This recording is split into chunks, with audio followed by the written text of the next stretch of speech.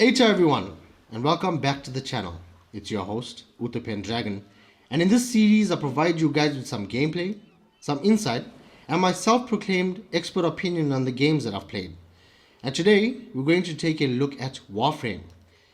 It's been a while since I've done this, and at the end of the video, I have a few announcements that will explain where I've been, even though that's none of your business. But stay tuned till the end to find out what I've got going on. So on to Warframe. This game is truly something else. It's a game that took me totally by surprise as I started playing it just to pass time, but ended up playing it for a little over 6 months. I've played so many games over my years and even got sucked into the PvP competitive scene for a while. But in spite of all that gameplay and exposure to different people that played different games, I haven't quite heard of or even played a game quite like Warframe before.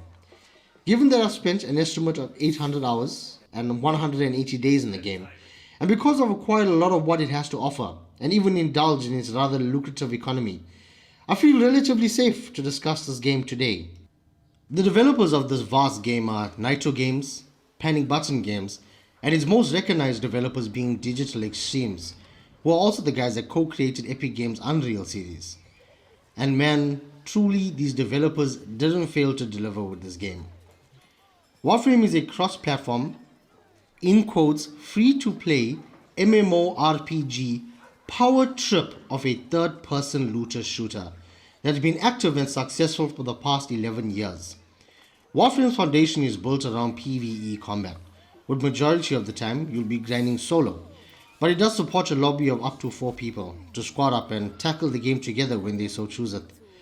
And you being the main character, only in this game of course, you play as the Tenno, who are these superhuman people that survived a war-ridden galaxy and are now fighting back to reclaim said galaxy. Now, when I say this game takes place on a galaxy, I mean this game literally takes place in and around a galaxy. The playable map of this game takes place on 14 planets and 2 galactic ships. Each of these planets and ships has a different amount of nodes, and each one of these nodes present a different tileset and enemy faction depending on the planet. The nodes on each planet do boast a rather repetitive scene, consisting of one map used for each planet, which you will later correlate the looks of these maps to their respective enemy factions. And each node will have a different part of its respective map accessible in different nodes. Now, don't be fooled. These segments of the maps are relatively big, spanning hundreds of meters in any direction you look. The sheer size, endless corridors, and open spaces implore the feeling of exploration and adventure. As much as it might seem mundane and boring visiting a planet and having its map split into these rather big segments in every node, it's something that you kind of get used to. And honestly, you find your ego getting stroked when you're absolutely familiar with the entire map and the location of all its should-be hidden items and caches. In light of all of this, there are 4 POIs that the players like to refer to as open world POIs, which do seem significantly bigger compared to the nodes you'll spend most of your time in, because it's just a full version of an open world map. These open world POIs are always flourishing with the most uniquely designed fauna and flora, and crawling with its respective faction of enemies too. Now, before we get any further, something I must touch on is the graphics of this game, and let me tell you, it is absolutely stunning. Its graphics hold its place among the most AAA games and never fails to make every aspect of this game beautiful. The graphics has probably every setting under the sun, which I keep at its lowest form because personally it does become very overwhelming at times and rather distracting, and also I don't want my PS5 to blow up. And even though you won't be seeing the full extent of this truly insane graphics in this video, it is obvious that the developers really put in a ton of effort to make this game truly something to look at. Even after months of playing it, I still find myself awestruck at how beautiful and immersive this game is when I make my way through these POIs. Now, earlier on you heard me say faction, and what I was referring to would be the enemy types. There are 7 distinct enemy factions, all but one being totally unique, consisting of their own origin, lore, and style. These factions contain a diverse amount of different enemies as well. The factions are Grineer, Corpus, Infested, Thrax, Murmur, and Orican. The sheer amount of attention to detail the developers in Warframe had when they made these enemy types are oftentimes mind-blowing. The amount of games that I've played in the past where the enemy types were the most forgetful and mundane creatures you could ever encounter. And this is one of the aspects that these developers stand out in. I can see they truly put in the most effort into designing every facet of this game. Now, why are enemies so important in a combat game, you may ask, if you had half a brain cell left? For game enthusiasts like myself, they add a ton of value to the combat. They make the encounters more meaningful. I can't tell you how often I feel so bad for killing the Grenadier. Like, this dude was just chilling and talking about Clem, and I jumped on him and just started clapping his cheeks. And that's where DE got this right. They've added so much of value to these enemies that every player knows them for a certain quality or trait. They make every combat encounter feel unique and challenging in their own way. And with that, we enter the part of this video that everyone was most probably looking forward to, and that'll be the combat of this game. Now, the combat is truly a special person. It really is the meat of this game, the tickle in the pickle, and the hand that does the job. The combat has to be among the best I've ever seen in any video game ever. It truly comes straight out of a John Wick, Marvel and DC hybrid baby movie. When you first start off the game, you're welcomed by a cinematic cutscene that shows a few base concepts of the game's combat. And let me tell you that the real combat of this game is just that. I've never played a game in which the cutscene showed exactly what you can do in the game for real. In this game, you know you're the main character and that the world this game takes place in will crumble and wither away without you. This game combat makes you feel like the most powerful supervillain. It is truly a power trip of an experience. It's absolutely fast-paced, constantly action-packed, and super mentally stimulating. Paired with this game's S-tier movement and super responsive controls, it feels like something out of a movie. Combat will really test your knowledge of the game's mechanics and enemy types. Each combat encounter is always totally different, and a lot of them demanding you know very specific mechanics in order to succeed in them. Every enemy will need you to understand which guns, blades, and elemental damage will work against them, and which won't. The combat at the late game supports trial and error, having you really see the need to trying out different stuff in order to find what works. Having this mentality of one should work for all will honestly lead you nowhere. And this is something I found so stimulating, because the combat is just absolutely bursting out of its genes in mechanics. Now that I've done all my fan manning, let's get down to tacks of brass. Combat takes place in a few different mission types. Each planet and node will have its own version of these mission types. When you start off as a baby bird, the enemy level is at its lowest, presenting very weak enemies that you will eventually go back to bully. And as you progress through the star chart, which is what the galaxy is referred to by the community, the enemy level will increase, along with the amount of enemies you encounter, along with their difficulty, until you complete all the nodes and unlock the infamous steel path, where all the crackheads go to stress themselves out with probably the most difficult enemies you will encounter in any video game ever. Now, the base mechanic of this combat can be split into 7 different sectors that all play a massive role into making combat what it is. There are some other tiny sectors that I like to look at just added value, but we shan't disregard them, and we'll talk about them as well. The 7 sectors include the Warframes, the weapons, modding, arcanes, archon shards, helmet system, and companions. With Warframe being the base mechanic of this game that everything else just builds upon, but neither of them can survive without the other. All these sectors are really in depth with fundamental mechanics and synergies, and they all tie into one another perfectly. Now, I did say there were a few aspects of combat that were minor because you rarely ever used it, and honestly they serve close to no purpose as you get to the end game. And that would be the necromechs and the railjack. But with all that being said, the combat of Warframe is just perfect. It's really the reason that I stuck to Warframe for so long and will remain the reason I play Warframe for as long as I do. Even though the mission types can be repetitive and the nodes can become familiar, the combat will always stay fresh and unique. With 56 totally different Warframes to try out, all of them giving you completely different combat experience. With the hundreds of uniquely designed weapons, Some of them being infamous to the Warframe community, being absolute game changers and must-haves, and just some of them that swim and bathe in dog water. In-depth modding systems, it's something truly out of a wet dream or a gaming equivalent of Avengers Endgame's fighting scenes. It scratches every itch and fuels every imagination you would have of a combat encounter. You could go from fighting hordes of enemies in a hallway to fighting a giant hydroless sentient in the plains of Eidolon, all at your own convenience. You'll constantly find yourself trying to improve in combat by getting better weapons and mods. And because the later game content will really push you to your absolute Warframe capabilities and will demand a lot from you, encouraging you to garner more in-game knowledge and gaming sense. But why do it? What's the purpose? And how do you get all this cool shit? Now, I did say that Warframe's combat is the base foundation of Warframe, but truthfully, every Warframe player knows that the materials it's made from belongs to the farming and grinding of Warframe. Farming is a term that's become the literal cornerstone of Warframe and is what holds every single concept of Warframe together. Because literally, everything in Warframe requires you to farm just to craft in order to use. You'll spend 95% of your time farming, and a good portion of that will be passively, because killing enemies and opening containers in missions will net you valuable resources.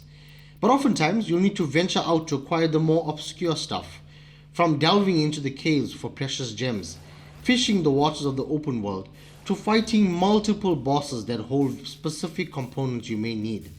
As much as you complain about it and won't want to do it, and rather buy everything with money, I'll encourage you not to do this. Because farming is a base mechanic of the game, clown. Farming is a massive aspect of Warframe. It teaches you where and how to get things in the most efficient manner, and also takes you to places you're supposed to explore.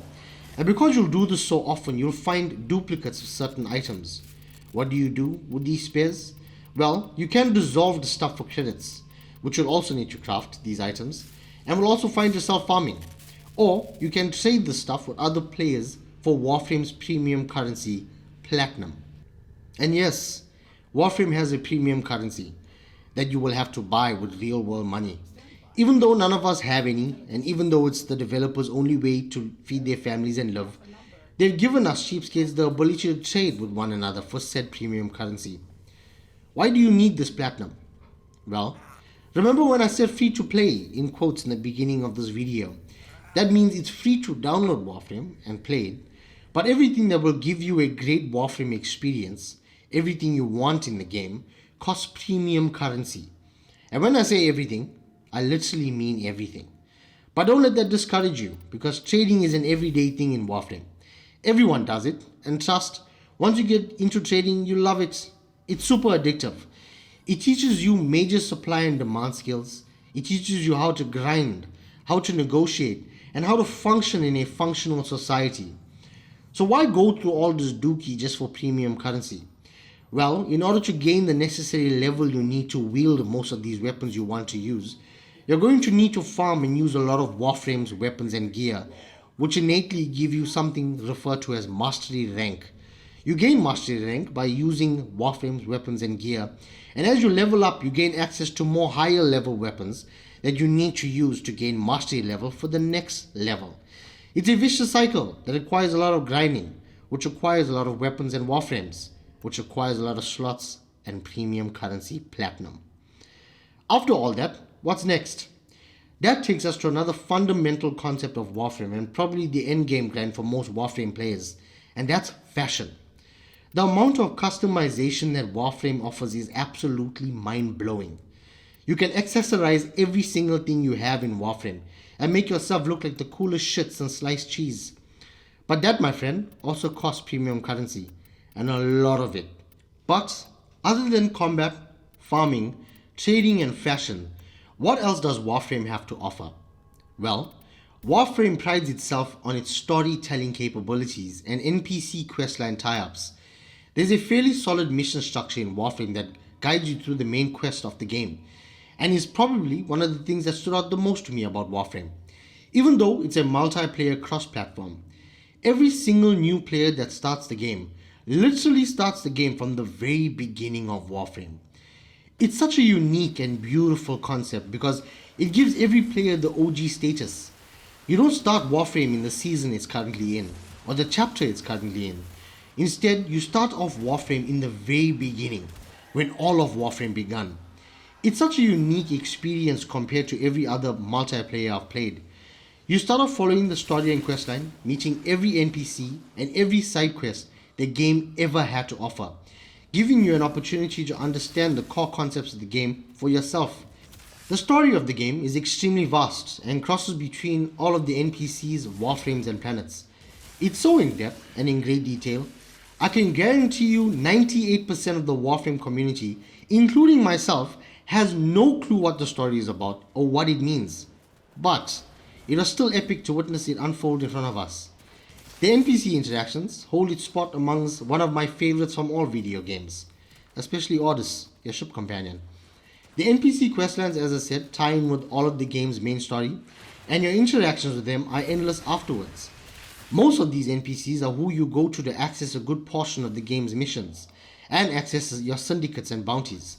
They literally become a part of your daily Warframe life after the main questline's completed. In terms of mission structure, as a new player, it's quite solid, but after you've completed the main questline, which can take you a while, the mission structure in Warframe becomes whatever you want it to be. You'll be left to your own devices to do whatever mission you need to in order to farm specific items and materials. That's until Warframe adds a new update with new stuff for you to do, which is relatively constant. Even when you're done with the main questline, the developers always add stuff to keep you busy all week round.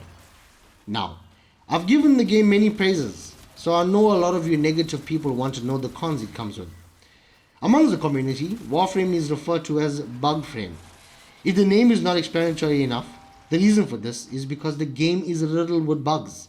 Now, none of them are really game breaking or experience ruining, and truthfully speaking, unless you've played the game for a significant amount of time, you won't really notice any of these bugs.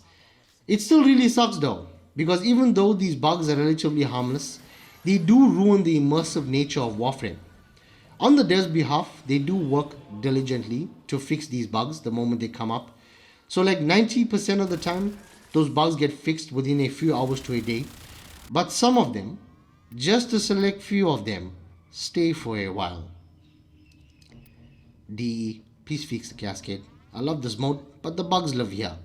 Something that is most probably a deal breaker to most of the people that try to start Warframe, and is most probably the reason the community is a little smaller than every other mainstream game, is that the concept of Warframe is entirely based around player attention. Just for the slower people watching this, Warframe's core mechanics are all centered around taking longer than it should take to get stuff in order to keep the player base coming back. Every component, Warframe, weapon and companion needs to be crafted. In order to craft, you need hours of farming. In order to build certain components, it can take 12 to 24 hours. And in order to build Warframes and other goodies, it can take up to 3 days. Oh my god, what is that? Do you mean 12 in-game hours and 3 in-game days? Nope, actual times. Now, you might be thinking, well, that's just for the Warframes. No, my gullible little friend.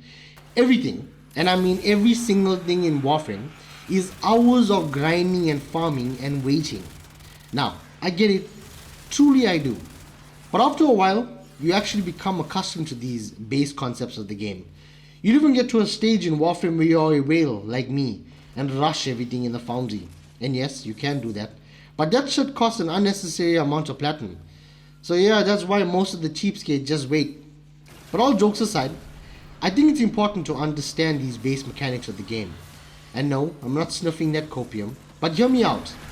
This concept really teaches you the art of patience, the importance of smart work, and how to appreciate the reward after a long grind. It still sucks though. And my guess is this is why only a small bunch of us psychos got sucked into Warframe. And the reason why the community is not as big or as well known as every other multiplayer. Because ain't nobody in this generation has the attention span to accommodate that. Another con is the late game replayability. There's this constant looming sensation of doom the closer you get to the end game, because the realization the game's main concept is coming to an end. As I said, there is truly a ton of stuff to do, And the devs are always filling each week with stuff to do and keep you busy. But once you've become a player with a few hundred hours under your belt and have technically bought and collected everything there is to get, you get this feeling of what's next? Is this the end?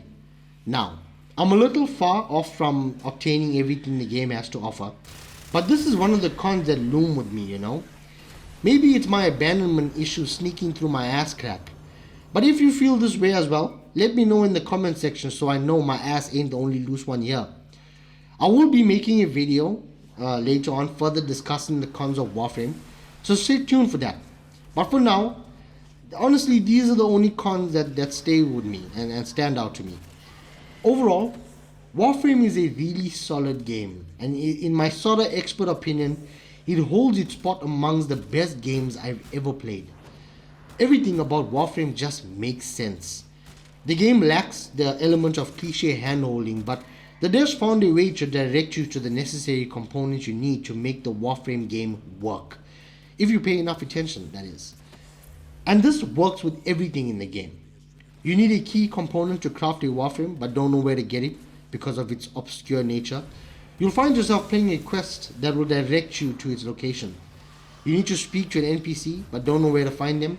The game's mission structure will direct you to them. When you have a game and devs that pay so much of attention to even the smallest detail of a game, shows you the depth they try to achieve with said game. The devs are also extremely active in the game. They're always paying extremely close attention to the feedback of their consumer base, with intentions of fixing what the consumer base don't like. If there's a bug in the game, they know about it immediately. If a Warframe got a balance update and the player base didn't like it, they try their best to reverse the potential damage they've caused. I've never seen them add something to the game at any update that was put there intentionally to ruin their player base experience. I'm looking at you, Fortnite.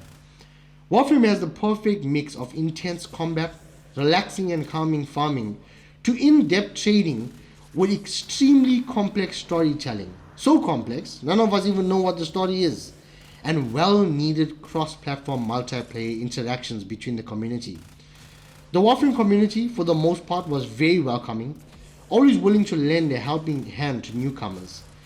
I often found people taking their time out their day to explain things to me in the questions tab in the chat. Sure, there are some bums that want the world to burn and ruin everyone's wholesome gaming experience, but hey, there can't be winners without the losers. You know who you are. At the end of all of this shit talk, I'm pretty sure you can see that Warframe is all around a solid game. Its pros well outweigh its cons. A lot of the stuff in the world will amaze you once you give it a shot. Besides drugs, that shit will kill you. And I would always recommend Warframe to any player looking for a new, in-depth, and overall well-designed gaming experience. I've heard a few players saying that Warframe only gets better after 100 hours. Keep in mind, that's how they convince their girlfriends to stay with them. That statement could never be further from the truth. Having an open-minded state is what every game demands. Otherwise, everyone will get stuck playing the same game forever. Warframe is a beautiful game from the get-go. You just gotta keep an open mind about it and enjoy the game for what it has to offer, not what you wished it would. For newcomers to Warframes, the playability is solid. You'll constantly find yourself looking for free time to grind it. For the endgame vets, especially the diamond rank guys that don't have girlfriends or grass, I don't see there being much else to do but farm platinum and run the weekly rotation. In combination to all of this, I'm going to give Warframe a solid 9 out of 10. The game just offers a solid diversity of experience for, in quotes, free to play game. Might I add, they've spent a decade trying to make better and master. If all the facts don't persuade you to appreciate my appraisal, the devs constantly give free stuff to the Warframe community. So yeah, everyone likes free shit. Warframe simply lost 1 point due to its combination of bugs and lack of extremely late game progression and content. I'm pretty sure the devs are busy cooking up some fire, but damn, it's been 11 years. These bugs gotta go. If you're curious to know what I think about the late game content, stay tuned because I will be dropping a video about it soon. Early in the video, I did tell you inquisitive people that I have an announcement to make. The reason I've been inactive on YouTube for a while is because of Warframe and because I've been streaming Warframe. Yes sir, that's right, your boy's a streamer now. My internet provider is currently shitting its pants, so my network is down for a while. But when it's back up, I'll drop a new video on that day and let y'all know that I'm active on Twitch again. If you want to see the face behind the voice, drop into the stream sometime. Watch me grind some Warframe, answer questions, and do some Warframey shit. Even though my schedule for streaming and Warframe is almost as dismal as y'all's love life, I will for a while be making Warframe content. And don't worry, I won't be making any tier lists. For the past 6 months, I've gotten asked a lot of questions, so that's the type of content you can expect from this channel. The necessary and well-explained answers that you need. So if that's what you're into, feed stuff, don't forget to hit that like and subscribe. And that, my friend, is going to bring us to the end of this video. I gave you all my thoughts and opinions on the game so that you could do the same in the comment section below.